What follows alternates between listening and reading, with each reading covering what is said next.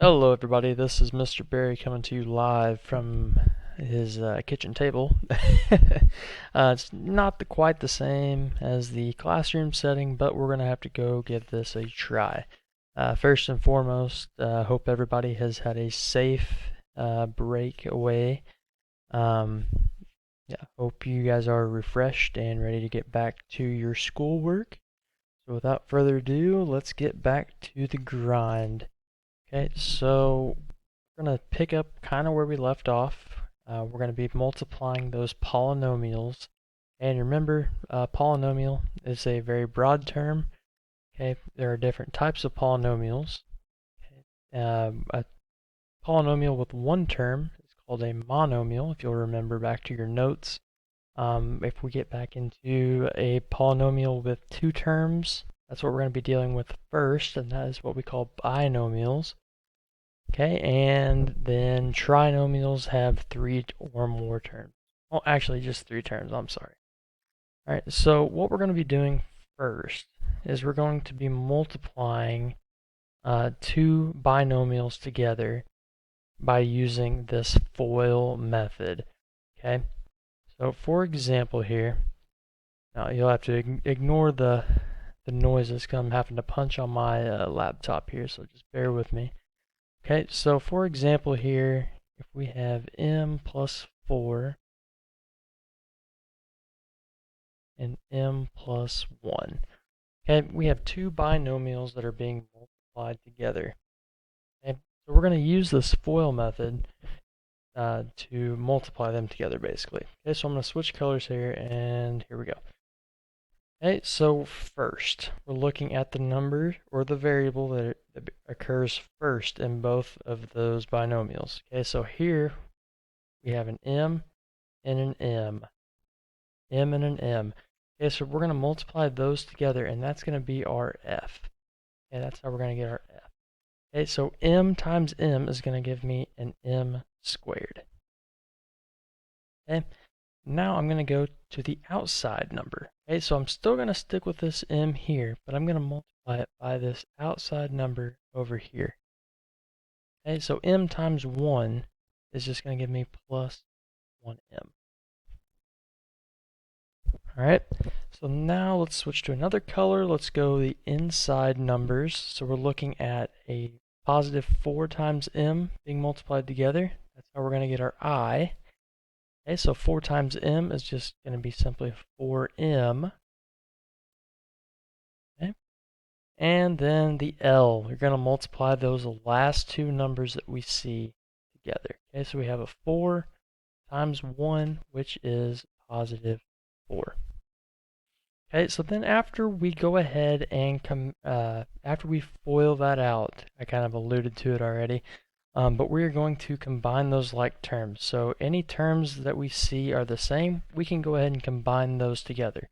Okay, so if I look at my two middle terms here that I just underlined, okay, those are just m's that we can combine together. Okay, so my final answer for this one, after I combine those like terms, it's going to be m squared plus 5m plus 4 for a final answer. Okay, let's try another one here. Okay, so using that same FOIL method, okay, we're going to FOIL this out. So here we go. We're going to multiply our first numbers together. Okay, so 4c times 2c is what we're looking at. Let's multiply the coefficients. 4 times 2 I know is 8. Okay, and then c times c is going to be c squared. Okay, now I change colors. Let's go with the outside numbers now. Okay, so we have a 4c times 1, okay, and that's going to be our O. Sorry, I forgot to put the F up here. Okay, so our O now, okay, 4c times 1 is going to be a positive 4c. Okay, next color, so we can color coordinate here. Okay, so our two inside numbers, we're going to multiply those together. So 1 times 2c is just simply 2c, so plus 2c. And then last but not least, 1 times 1, which is a positive 1. Okay, so after we FOIL it out, we combine like terms again. Okay, so always look towards the middle. That's where they're more likely going to be at. Okay, so if I notice I've got c's there in the middle, so I can combine those together. Okay, so final answer for this one is going to be 8c squared plus 6c plus 1. For final answer. Okay, here is another example. Okay, so once again, we still have two binomials that are being multiplied together, but if you'll notice, there are two different terms. So we're dealing with the variable x and the variable y. Okay, that's not going to change anything. We're still going to use the same FOIL method to get our answer. Okay, so F stands for first, so let's multiply our first numbers together. Okay, so x times 2x is going to give me 2x squared.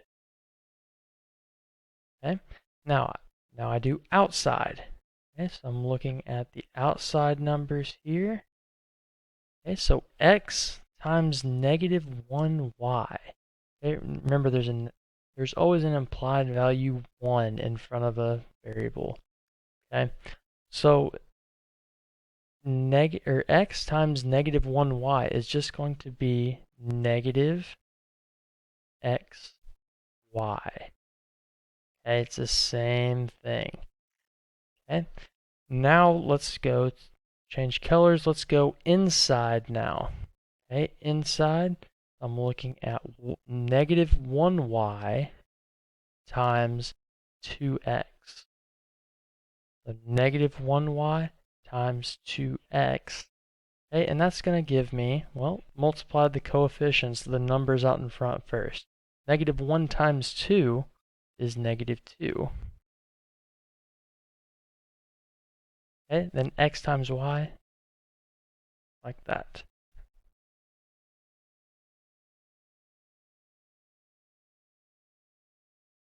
Okay, now we do the last numbers. Okay, so once again, we are dealing with our last one. So negative 1y times negative 1y. Negative 1 times negative 1 is, I know, positive 1. Positive 1, and we're multiplying together, so it's y squared. Okay? Now, same thing still applies here. Okay, we're going to combine like terms after we FOIL. Okay, so if I look here at just my x squareds, okay, I have an x squared here. Do I see an x squared in the rest of this? What I have left? No. Okay, so there's no other x squareds that can be combined. Okay, so what my final answer is going to consist of, okay, it's going to be 2x squared. Actually, let's make it a little smaller. Okay, 2x squared.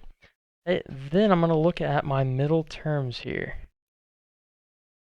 Okay, middle terms. So negative 1xy minus 2xy. Okay, now those are like terms. They have the same variables, so we can combine those together. So a negative 1 minus 2 is going to be minus 3xy.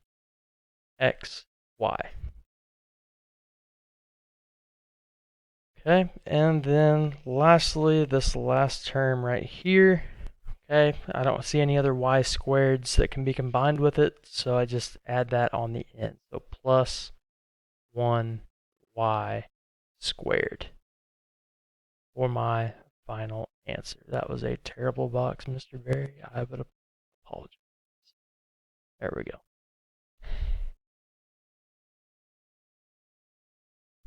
And actually, I just noticed something here. Whenever I did my w squareds, let's just go ahead and go back and fix this real quick. Yeah, let's do this whole line over again.